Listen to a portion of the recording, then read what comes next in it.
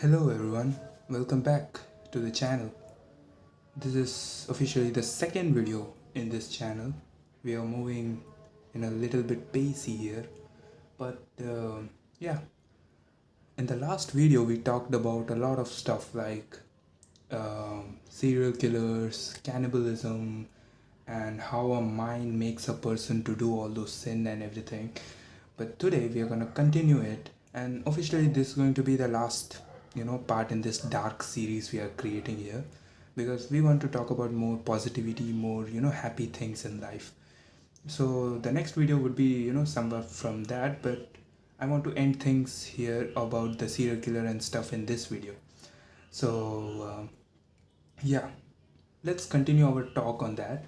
So last we left at two of the most dangerous serial killers we have talked, which is one was Jeffrey Dahmer and the second one was Issei Sagwa. And now we are gonna go to another case, but a quite different one. Again, the same way the mind works, but a little bit of a twist. Here I'm going to talk about a case of Amrin Meiwes. If you Google him up or if you know his story, he was a person who craved to eat another human. Like it was his fantasy, it was his dream, it was his childhood dream that he wants to eat another human. That's what he praised every single day and night. But the main thing is to achieve this fantasy he created for himself. He did many things, like he went to the dark web. There was a forum which was created named Cannibalism Forum, where he used to write thousands and thousands of advertisement telling everyone that I like someone to volunteer to be killed in order to fulfill my cannibalistic dream.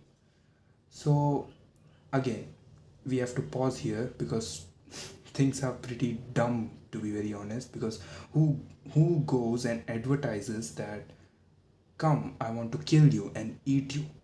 Like obviously a normal sane person would never go to such an advertisement and say, yes, I want to be killed, eat me. No one says that, right? But here is the fantastic part.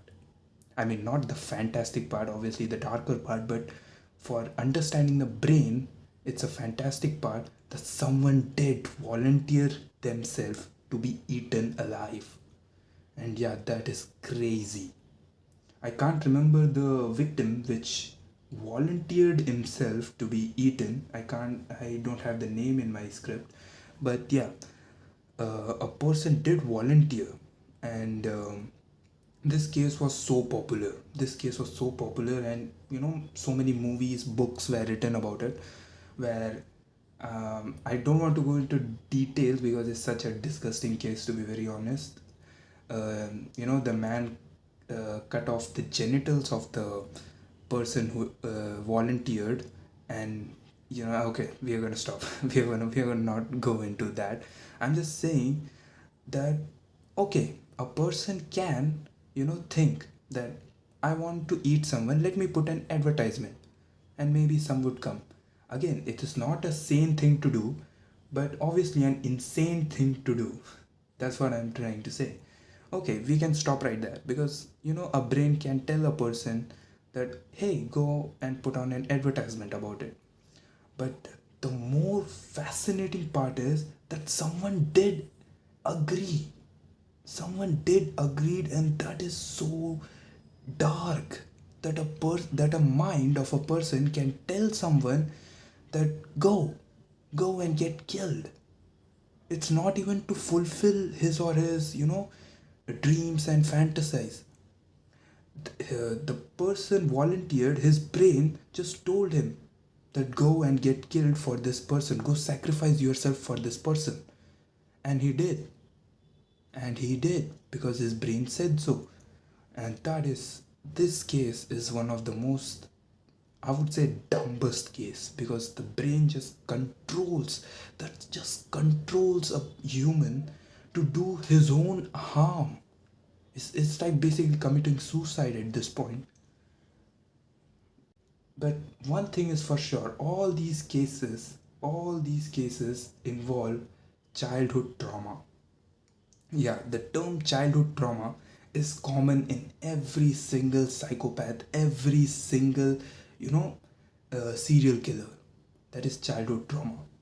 Either the parents get divorced, or a child is groomed in of such an environment where he can't see, anything positive. All he sees is negativity. Parents fighting here and there, you know, getting bullied. All those negativity around a child creates such kind of a mind. That's what the history says. But there is one more case which again defies everything, which is of Jewish Louis Calva. Jewish Louis Calva. Now, what is special about this guy? Obviously, he was a serial killer. Not a serial killer. I mean, he killed someone. Not a serial killer, but he did kill someone and ate him. Again, another cannibalistic activity. But as I told, childhood trauma is one of the major reasons, or one of the most common reason in 99% of serial killers. But in case of Jewish Louis Calva, the case is pretty different, because this guy was a poet. A poet is considered to be the most, logical, the most thinkable person, who has the most sane mind in a society, because a poet is the one who brings out beauty, brings out, the hidden things in a particular thing which others can't see, and that requires a very beautiful mind, a very sane mind, a very conscious mind. But a person like that committing such thing defies everything we have discussed till now. And that's what I'm saying, that this brain is just a piece of bullshit at this point. Because it tends a person to do harm, it tends a person to do harm even though that particular person is not in an insane position. Because obviously, a brain would tell to a person that do this negative thing, it is the right thing to do, because obviously that person has dealt with such kind of negativity in throughout his childhood. But a person who has been good, who has been like, I'm a poet, I write stuff, I write beautiful stuff, and to that person such mind thoughts, are developing, which is so horrid. It's so horrid. So yeah, wait, my camera is still going, right? Yeah. So that's what I'm talking about. That's what I'm really talking about. That this brain is such a foolery. It creates. Okay, guys. So sorry to crop the video there, because my camera just died. Yeah, that sucks, but okay, we'll move on.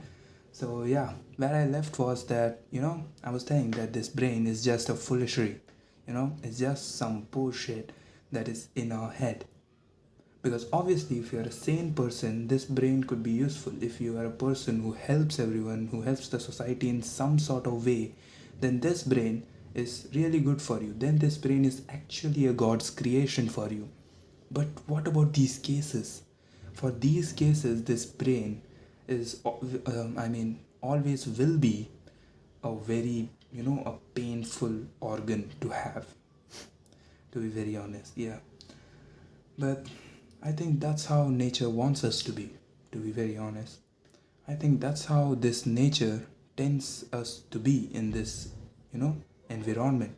That, the best person who can control his brain, lives a better life, lives a very positive life. But the person who fails to control this master of an organ, then that particular person literally fails in his or her life by involving in such, sins. But yeah, I would wrap up the video there, because obviously my camera won't support me for long. But yeah, until then, keep watching the channel. Even if it's 10 views, I will love to record more and more stuff. And yeah, until then, he thinks, and so can every single one of you. Bye bye, guys.